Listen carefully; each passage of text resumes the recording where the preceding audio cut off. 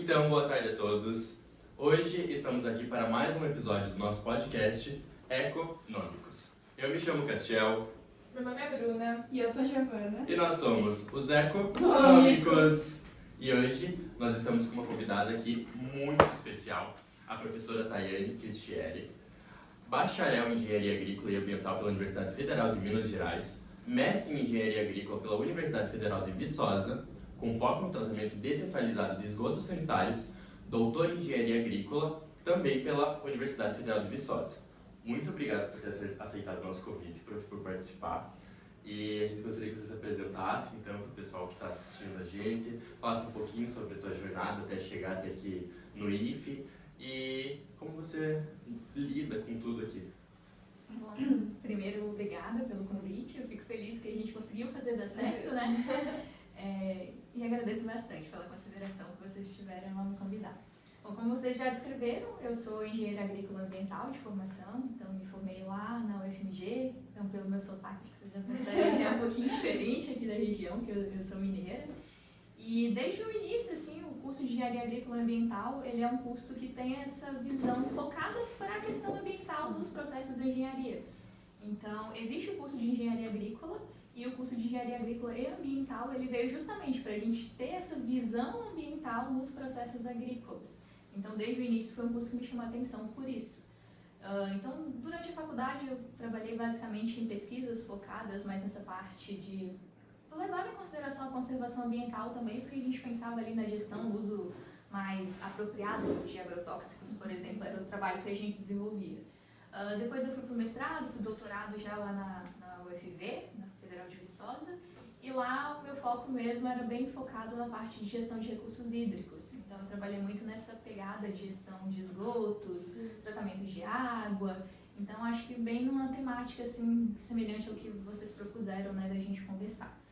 A minha jornada como professor é recente ainda, então eu vim trabalhar no IFSC inicialmente, em Santa Catarina, então eu atuava lá como professora também, e desde 2024 eu estou aqui no IFA e trabalho principalmente nessa parte de engenharia agrícola. Então atendo ali os alunos da agronomia, da agropecuária e também do agronegócio, sempre nessa parte da mecanização, geoprocessamento, recursos hídricos, então mais ou menos essa aí.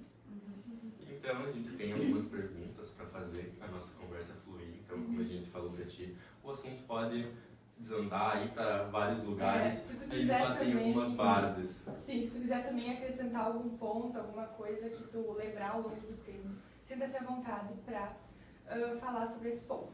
Então, começando então a nossa primeira pergunta que a gente preparou aqui.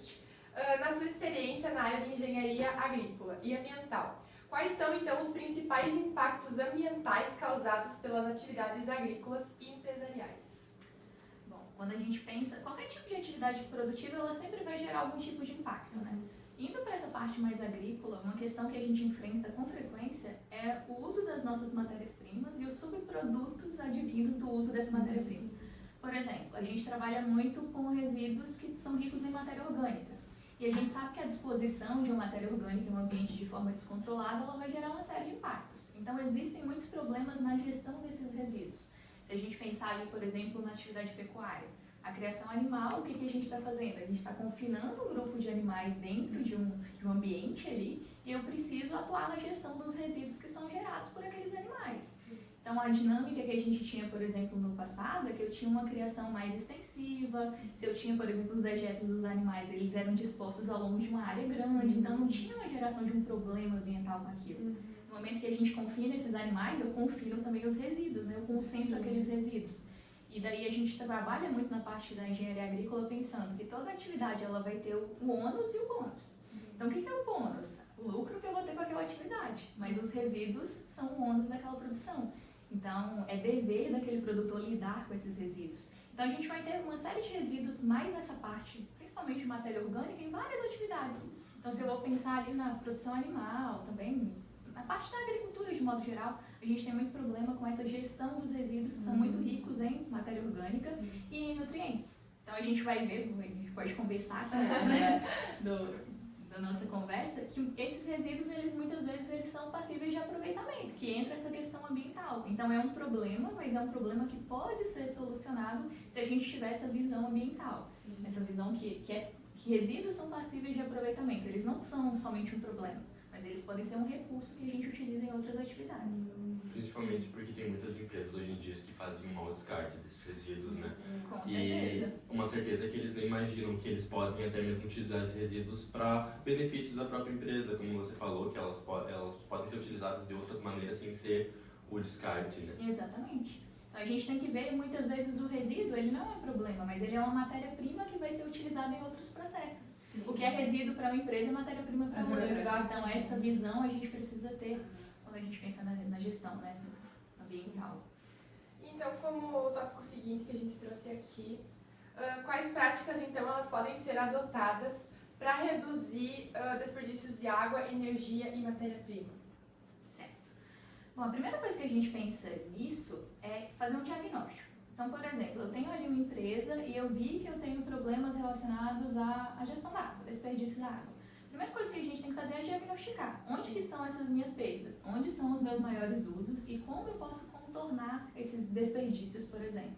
Então, se a gente pensar na questão da água que vocês falaram, eu posso ter uma empresa que eu não tenho a água como um insumo principal, mas eu vou utilizar aquela água, por exemplo, no banheiro.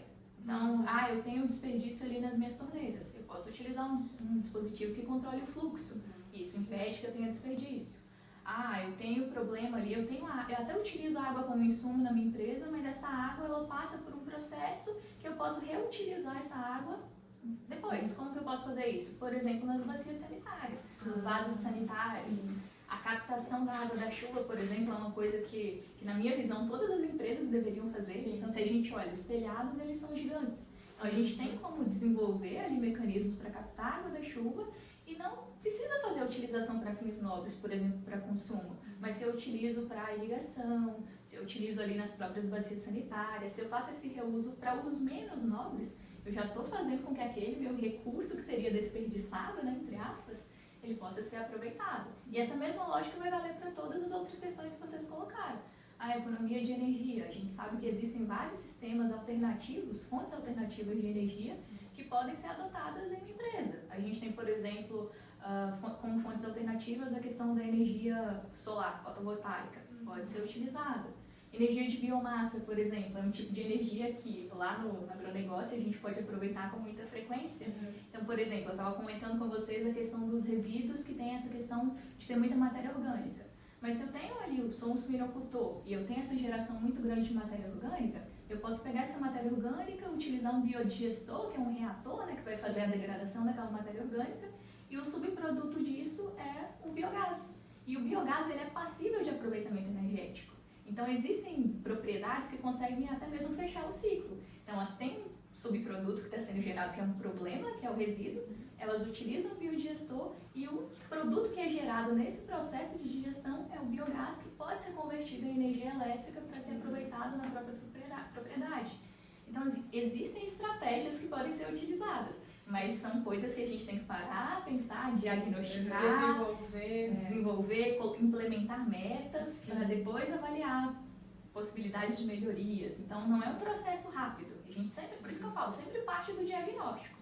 O que eu utilizo de matéria-prima, o que eu vou ter como resíduo daquela minha utilização. E aí sim a gente pensa nessas possibilidades de reduzir o consumo ou de reutilizar, né? É justamente tu utilizar esses recursos da melhor maneira possível para tu conseguir reduzir esse desperdício, por exemplo, da água que tu comentou. Exatamente. E hoje em dia, por exemplo, o nosso curso já tem as matérias de gestão ambiental e a sustentabilidade em si. E tanto na matéria da geografia mesmo, que é uma matéria do ensino médio, que já trazem esses outros meios de economizar energia, de criar energia, e eu acredito que é muito importante para a nossa formação, até porque a gente vai sair daqui para ser empresários, para ser administradores. Então, a gente saindo com uma base, que também é importante ter essa visão ambiental, não só o lucrativo, não só o empresarial, é muito importante, até porque algum colega nosso pode criar uma empresa e fazer com que essa empresa ajude o meio ambiente também. Com certeza. E essa questão que você falou também de planejar é uma coisa que se encaixa muito com a administração no todo, né? Porque a gente tem justamente esse processo de planejar, administrar as coisas. Então, tudo isso você tem uma área diferente da nossa, mas elas se intercalam entre si, Com né? certeza. Então, uma questão muito importante de se ressaltar. Sim. Então, como o próximo tópico que a gente trouxe, é possível, então, aumentar a eficiência de uma atividade e, ao mesmo tempo, diminuir seus impactos ambientais? Como isso seria feito? Com certeza. Acho que a gente até adiantou um pouco o assunto, né, nessa pergunta que vocês fizeram, mas está justamente nessa questão que eu comentei com vocês. Sempre que eu tenho ali, uso uma matéria-prima, eu vou ter um subproduto daquela minha utilização. Vai girar alguma coisa? E esse subproduto, grande parte das vezes, ele é passível de reaproveitamento. Então a gente tem que ter essa visão um pouquinho mais assertiva em relação ao que a gente está utilizando para que ela seja passível de reaproveitamento. Então essa questão da matéria orgânica que é utilizada lá na produção agrícola, pecuária também, que eu já comentei, seria um exemplo básico que a gente tem lá na nossa área agrícola. Mas não se restringe a ele, então existem várias possibilidades. Um exemplo bem claro que a gente tem também na produção agrícola é que quando a gente vai fazer a produção de etanol, durante aquele processo produtivo existe um resíduo líquido, que é um subproduto também, que é chamado de vinhaça. E esse subproduto ele é rico em matéria orgânica, em potássio, então ele é rico em nutrientes. O que acontece? Durante muito tempo, isso era um resíduo que não podia ser reaproveitado, não era reaproveitado, melhor dizendo, e aquilo gerava um problema ambiental. Então as empresas tinham que dispor aquele resíduo de alguma forma e eles tinham que lidar com aquela situação. Então o que foi proposto aos poucos? Mas eu tenho um resíduo ali que tem matéria orgânica, que tem nutrientes. E se eu aplicar esse resíduo na minha produção agrícola? Então o que começaram a fazer? Reutilizar aquele resíduo na própria plantação de cana, que era utilizada posteriormente na produção do etanol. Então eles buscaram meio que fechar um ciclo, sabe, de reutilização daquele problema ambiental que eles tinham. Claro que a gente não pode pensar que isso é um processo simplificado, que é simplesmente pegar o resíduo e aplicar de qualquer forma, porque existem critérios técnicos que a gente tem que seguir para que aquela aplicação seja segura, de acordo com a capacidade que o meu solo possui. Então existem critérios técnicos, mas não é nada impossível. Então se a gente tem um pouquinho dessa visão de olhar o meu resíduo como uma possível matéria-prima, a gente consegue facilmente, ou talvez não tão facilmente assim, mas a gente consegue realmente lidar com esses resíduos de uma forma muito mais consciente, né? Sim. E acho que um problema atualmente é que muitas empresas acabam vendo a sustentabilidade como um meio de não conseguir lucro, né? Como algo que vai dar mais trabalho para voltar menos lucro para a empresa. Mas eu acredito que hoje em dia já o meio sustentável, o meio da ecologia está cada vez mais em alta, né? Principalmente nas redes sociais, os jovens hoje em dia está na moda ser ecológico, né? Então o pessoal já busca produtos que não têm crueldade animal, produtos para o meio mais vegano, esse tipo de coisa. E a gente queria saber se é possível conciliar esse crescimento econômico e a preservação ambiental e como poderia ser considerado isso para as empresas tirar essa visão de que isso vai dar despesa ao invés de lucro. Então, eu vejo que as empresas elas não podem tratar essa gestão sustentável agora como um diferencial. Chegou um ponto que as empresas têm que atuar de forma sustentável para que o negócio seja sustentável. Então, acho que uma empresa que não tem essa visão sustentável, ela está deixando de ver riscos que a sua atividade corre e oportunidades que ela está perdendo. Então, claro que existem processos ali que inicialmente eles vão ter um custo associado. Então, se eu quero fazer ali um tratamento daquele meu efluente na minha empresa, vai ter um custo associado, um custo inicial. Mas e o resultado disso? Por exemplo, a minha água é a matéria-prima principal no processo produtivo. Eu não posso tratar aquela água como só uma despesa, uma conta ali no final do meu mês. A água é um insumo importantíssimo. Então, a qualidade daquela água influencia muito nos meus processos. Se eu não penso de uma forma sustentável e não penso na gestão apropriada da água, por exemplo, aquela água que eu utilizo como insumo, ela pode daqui um pouquinho mais para frente não ter uma qualidade compatível com o meu uso. Então isso vai gerar mais custos, porque eu vou ter que fazer um tratamento na água para que ela se torne compatível com a minha atividade. Então não é só uma questão de um investimento que a gente faz pensando só na sustentabilidade, mas é um risco que o nosso negócio corre quando a gente não pensa na sustentabilidade. Então eu acho que essa visão de que vão ser um custo maior não cabe mais nos tempos que a gente vive hoje. Então, sustentabilidade não é só a questão ambiental, deixou de ser aquela coisa, cuidado com o meio ambiente, mas também a questão da oportunidade de negócio e o risco que eu corro se eu não aproveito aquela oportunidade, né? E como você falou, eu acho que hoje em dia não é mais uma opção e é uma necessidade. Exatamente. A gente está em um patamar que ou a gente começa a preservar para tentar diminuir o que pode acontecer, porque já não tem mais como evitar. Ou a gente vai só trazer para mais perto, se a gente seguir como tá. E é algo que eu vejo muito na internet, as pessoas não conseguindo diferenciar. Então, o que é uma empresa realmente sustentável e do que é uma empresa que usa da sustentabilidade só para expandir a sua imagem. Somos uma empresa sustentável. Sim. E então a gente queria saber de você, como você usa para diferenciar isso, para você ver se a empresa realmente é sustentável ou se ela só está fazendo aquilo por fama, por mídia, como dizem, né? É que só levantar a bandeira da sustentabilidade sem implementações não serve de nada. Não adianta daí. Então, o primeiro passo que eu acho que a gente precisa olhar é que deixa lá o termo sustentabilidade. Porque o que a gente entende como sustentabilidade? Eu suprir as minhas necessidades hoje sem que as gerações futuras sejam impedidas de utilizar aquele mesmo recurso. Então, sustentabilidade vai ter 3 pilares. Vão ter o pilar do ponto de vista ambiental, mas também o econômico e o social.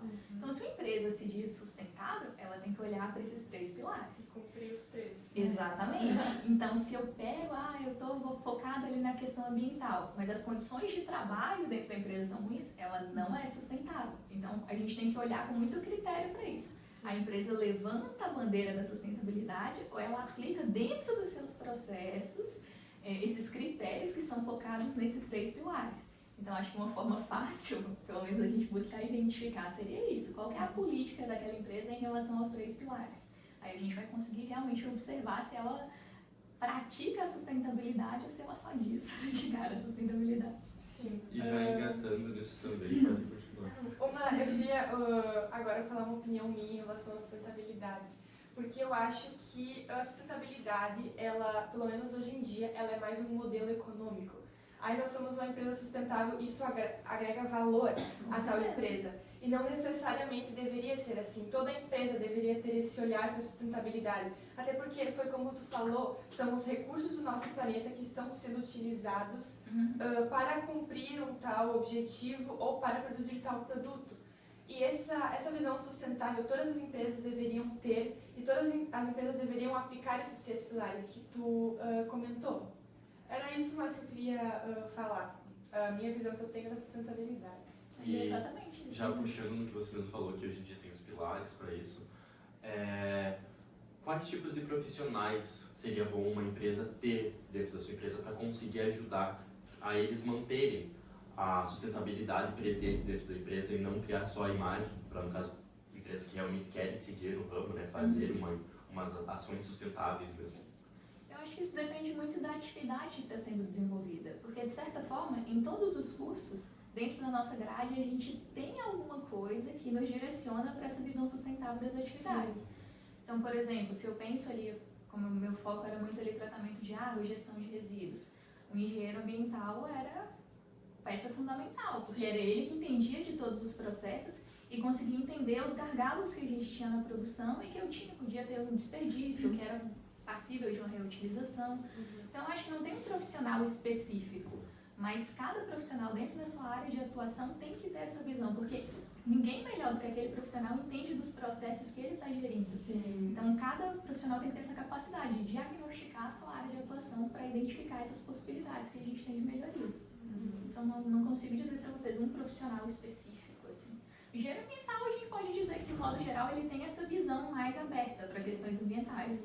Mas nada impede, por exemplo, que um administrador identifique esses mesmos processos e consiga implementar ações a partir disso. E quando a gente estava pesquisando sobre toda a sua formação acadêmica, sobre a sua trajetória, a gente viu que você atuou como bolsista sobre iniciação científica. E a gente queria saber como foi, então, fazer essa atuação como bolsista, como foi os conhecimentos que você conseguiu adquirir, né, nessa parte mais prática também, né? Eu falo que a iniciação científica para mim foi um divisor de águas, porque eu entrei na faculdade com o objetivo de sair de lá e atuar como engenheira. Então, nunca tinha passado pela minha cabeça atuar como professora. E foi na iniciação científica que eu vi essa possibilidade, justamente ao atuar com pesquisa. Porque quando a gente sai ali um pouco só do Da ambiente, bolha. exatamente, aquela coisa mais fechada, e a gente vê possibilidades de aplicação, estudar aquilo que a gente está vendo de uma forma aplicada, isso mudou muito a minha visão em relação a várias coisas no meu curso. Então, para mim, se eu não eu seria uma pessoa completamente diferente do que eu sou hoje se eu não tivesse abraçado as oportunidades de iniciação científica. Então, eu falo que é um divisor de águas, e para todos os meus alunos eu sempre falo, vai para a iniciação, por mais que você não queira depois se envolver com pesquisa, mas tem essa experiência. Experimentar. Exatamente, porque a partir disso a nossa visão muda muito. É muito legal porque às vezes a gente se encontra nas bolsas, né? Sim. A gente tá num curso nada a ver, por exemplo, eu tô na administração, eu e a Locatelli, que tá cuidando da câmera ali, a gente tem um projeto de dança, que na administração não tem nada a ver. Se desvia, Mas né? a gente, às vezes a gente encontra ali algo que a gente bota o pé e a gente se apaixona. Então é muito importante também que as pessoas entrem nas bolsas, se aventurem em outros tipos de experiências e Aproveite tudo que a universidade, que o instituto Proporcionar, oferece. Aproveite participa. porque às vezes tu encontra a tua paixão ali sem querer. Exatamente. Essa questão que eu comentei com vocês mesmos de ser professora. Foi na iniciação científica que eu tive a possibilidade de ser monitora, e na monitoria eu vi que eu gostava de ensinar, e ali, dali pra frente, eu falei, quero ser professora. Então, não, gente, tem que aproveitar. Tudo que o IF tiver de oportunidade para vocês, abracem a oportunidade. Então agora eu vou me voltar às questões mais para o futuro da sustentabilidade, né? Então, quais soluções ambientais você acredita que terão maior impacto nas empresas nos próximos anos? Eu acho que a gente pode pensar muito em alterar, que as empresas, na verdade, podem pensar na questão de alterar um pouco a economia linear das coisas para a economia mais circular. Então, quando a gente pensa na economia linear, seria o quê? Eu extraio o recurso, eu utilizo ele como matéria-prima para um processo, e depois esse recurso é utilizado e descartado. Sim. Já na economia circular é diferente. A primeira coisa que a gente pensa, eu vou diminuir a retirada daquele recurso, diminuir a extração. Mas para eu diminuir essa extração, eu tenho que tirar aquele recurso de algum local. Sim. Então aí vai entrar o reuso, a reciclagem, o reparo. Então eu vejo que as empresas, quando elas conseguirem, né, aproveitar mais esse potencial de diminuir a extração, mas aproveitar os recursos que já foram extraídos, elas têm um potencial de crescimento grande, pensando desse ponto de vista sustentável. Então acho que talvez essa seria uma principal possibilidade que a gente deveria pensar. Então, quando uma empresa ela inicia nesse ramo de sustentabilidade, quais são os principais desafios que ela encontra quando ela vai iniciar? Quando uma empresa não é nada sustentável, ela acaba tendo algumas dificuldades no momento em que se inicia nesse ramo, exatamente. Eu acho que talvez entender bem os processos que ela vai precisar adotar. Então, se a empresa ela não tem nenhuma visão, nenhuma pegada desse ponto de vista ambiental, ela vai ter que alterar muita coisa. Sim, Então, mudar muita coisa interna. que vai desde a questão da água, mas para a questão do resíduo, a questão da energia. Então, existem várias possibilidades ali que ela vai ter que olhar como um todo. Então, talvez focar, direcionar para cada uma dessas áreas e tentar propor metas e soluções em cada uma delas devagar, né? Porque fazer tudo isso de uma vez realmente é um desafio muito grande. Sim, exatamente.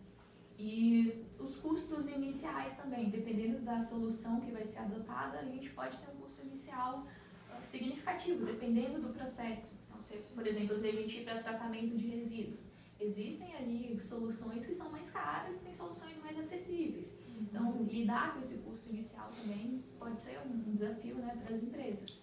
Mas sempre pensando que aquilo ali, mais para frente, aquilo pode me trazer um retorno econômico, ou pelo menos fazer aquela questão que eu comentei com vocês, impedir que aquela minha matéria-prima ela seja disponibilizada no futuro. Sim. E você acha que as empresas que elas não iniciarem com essas práticas sustentáveis, elas acabariam por perder espaço no mercado de trabalho? Com certeza. Com certeza. É aquilo que a gente comentou antes, sustentabilidade já não é aquela, como a gente falava antes, uma questão papo do futuro. Não dá mais para adiar. Ou a gente faz, ou os negócios vão ser insustentáveis. Não tem muito para onde correr.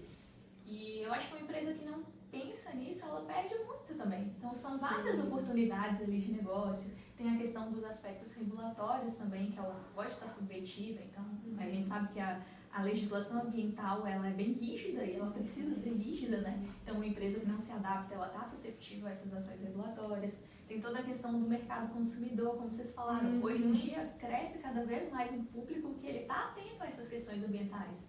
Então, uma empresa que não tem um posicionamento ambiental, uma visão sustentável, ela não é vista com bons olhos por grande parte do mercado consumidor.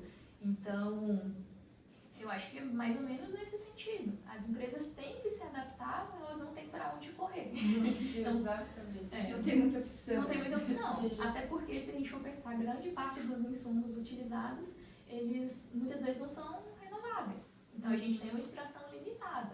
Ou pelo menos eles não são renováveis dentro de uma escala de tempo ali compatível com aquela atividade que está sendo desenvolvida. Então, ou se trabalha dessa forma, ou a gente não tem recurso para continuar implementando aquela atividade. Então, não dá para fugir da sustentabilidade mais. Então, essas assim foram as nossas perguntas que a gente tinha como base, né? Se você quiser complementar alguma coisa, por nós bem tranquilo, mas a gente já foi as nossas perguntas que a gente tinha selecionado. Caso você queira complementar com alguma coisa que você queria ter falado anteriormente, bem tranquilo. Algum ponto específico dentro da sustentabilidade? Eu acho que uma questão importante, que é foco da disciplina de vocês, empreendedorismo, que a gente tem que pensar também, às vezes um problema ambiental ele é uma oportunidade de negócio. Sim, exatamente. Então, o tratamento de resíduos ali, uma empresa, ela não consegue lidar, mas eu posso ter uma solução de negócio para lidar com E aquilo. oferecer para a empresa. Exatamente. E aí, que eu Então, eu não sei se vocês acompanharam na Semana do Meio Ambiente, a gente trouxe algumas empresas ali para falar das soluções e inovações que eles tinham. Então, são coisas que às vezes são tão simples, o desperdício de água em uma empresa. A gente teve uma empresa lá que propôs uma solução de conseguir quantificar aquilo por meio do uso de sensores, identificar locais de desperdício para diminuir. Então, existem várias possibilidades que a gente tem que ter esse olhar empreendedor, né? Eu tenho uma possibilidade, uma oportunidade de negócio ali, que eu posso suprir ao mesmo tempo entrar na parte ambiental, pensar no... Exatamente. E é o que é um mercado bem alta, principalmente agora. Exatamente. Com certeza. Então, para finalizar, eu vou te agradecer, no nome de nós três, por você ter aceitado o nosso convite. Tanto eu quanto a Bruna e a Ana, a gente participa de projetos ambientais aqui do IFE, sabe? Como você falou, são investimentos, são oportunidades. E muitas pessoas pensam que a ecologia e a administração não tem nada a ver uma com a outra. Mas eu espero que essa nossa conversa, o episódio de hoje, tenha mostrado que na verdade tem sim. E que cada vez daqui pra frente mais elas vão andar lado a lado. Então foi pela Semana do Meio Ambiente que a gente conheceu você, a gente conheceu a tua matéria e foi aí que a gente se interessou em chamar você para vir participar. E mais uma vez é só gratidão, só agradecimentos por ter aceitado. Eu que agradeço, gente. Fiquei muito feliz pelo convite de vocês. E eu fico muito feliz por vocês tão jovens ainda já terem essa ideia de trazer essas questões ambientais para o debate. Então, acho que aproximar as pessoas desse debate ambiental é muito importante. E foi o objetivo justamente lá da Semana Municipal de Meio Ambiente. A gente nunca vai conseguir solucionar todos os problemas, então não vai ser aqui numa conversa que a gente vai conseguir fazer isso. Mas quando a gente para pensar e traz essas questões para o debate, aí a gente consegue pensar em soluções, oportunidades e tentar mudando as coisas aos pouquinhos. Então, muito obrigada. Muito obrigado. Obrigada. Agradece. E então, eu me chamo Castiel. Meu nome é Bruna.